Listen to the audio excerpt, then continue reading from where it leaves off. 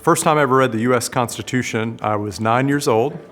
My dog had gotten out of the house and I ran out to get the dog. There was a dog catcher passing by and he saw my dog, and so he stopped and he tried to get a hold of her, and I got there first.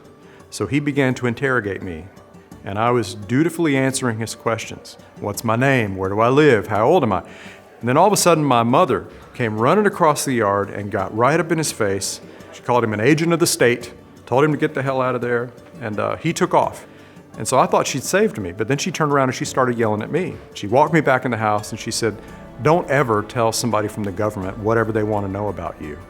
And I said, "Well, Mama, I was just trying to be polite." She said, "No, you need to remember your rights." Then she took out a little pocket constitution from the silverware drawer and she shoved it in my chest and she said, "Go to your room, don't come out until you finish this book." And so I did. And I think one thing I learned from my mother is to not trust authority. And I was thinking about her a lot when I wrote this book. There's a lot of distrust of the federal government in here, but there's also some distrust of the authorities who tell us that we're a divided country, that half of us hates the other half.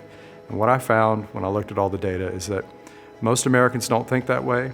Most Americans still embrace the values and beliefs that many of us grew up with. They believe you should help out someone in need. They believe that parents ought to have authority over their children's schools. They believe in hard work. They believe you ought to be able to get rich if you work hard.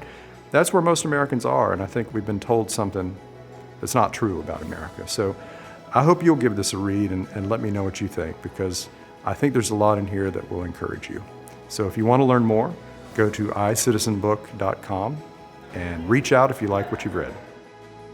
Learn more at icitizenbook.com and buy a copy wherever fine books are sold.